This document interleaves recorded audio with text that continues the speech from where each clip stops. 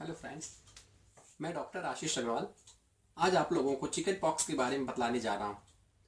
Chicken pox एक highly infectious viral disease है जो कि वेरिसेला जोस्टर नाम के वायरस के द्वारा होता है।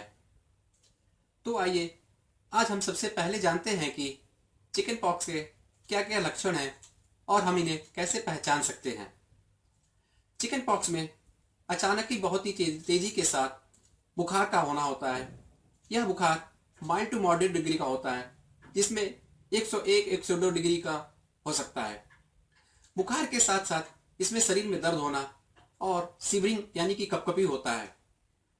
बुखार चढ़ने के लगभग 24 से 48 घंटे के अंदर शरीर में इरप्शंस शुरू हो जाते हैं।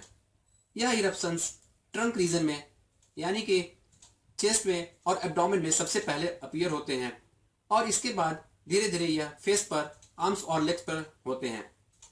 यह इरप्शंस ट्रंक रीजन में सबसे ज़्यादा होते हैं और लेग्स में और आर्म्स में इनकी संख्या काफ़ी कम हो जाती है। यह इरप्शंस मुंह के अंदर भी होते हैं और पाम्स और सोल में बहुत ही रेयर कंडीशन में पाए जाते हैं। इन इरप्शंस को हम देख करके पहचान सकते हैं कि यह चिकन पॉक्स के इरप्शंस हैं या किसी और के यानी कि मिजल्स के या किसी और के इरप्शंस हैं।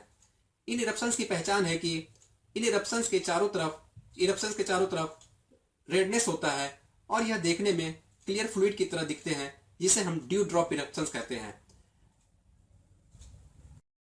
आइए अब हम जानते हैं कि यह एक दूसरे से कैसे फैलता है।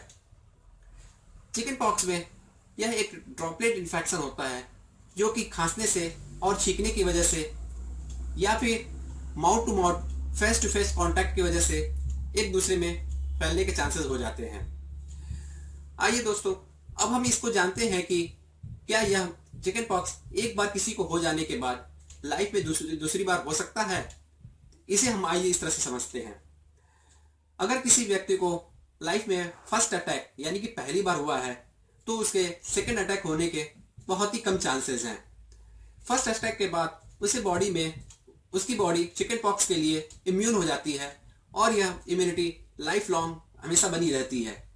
जब उस व्यक्ति की इम्यूनिटी कम हो जाती है यानी कि वो 60 साल 70 साल की उम्र में उसकी इम्यूनिटी कम होती है तो यह सेकेंड इन्फेक्शन होने के चांस कुछ होते हैं, वो भी बहुत कम ही रेयर कंडीशन में 20-30% केसेस में हो सकते हैं।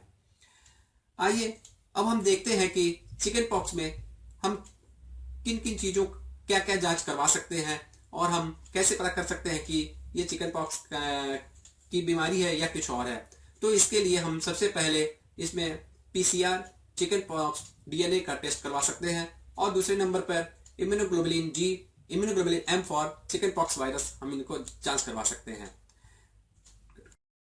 आइए अब हम देखते हैं कि चिकन पॉक्स से कैसे बचाव कर सकते हैं। इरप्शन शुरू होने के दिन से 6 दिन तक हम आइसोलेशन यानी कि जिसे चिकन पॉक्स हुआ है उससे 6 दिन तक दूर रहा जाए या अपने बच्चों को या घर के लोगों को उनसे दूर रखा जाए, तो जिससे कि उसके ड्रॉपलेट इन्फेक्शन से बचाव कर सकते हैं। खांसने से, छींकने की वजह से इनसे दूर रहें तो हम उसके इन्फेक्शन से बच सकते हैं।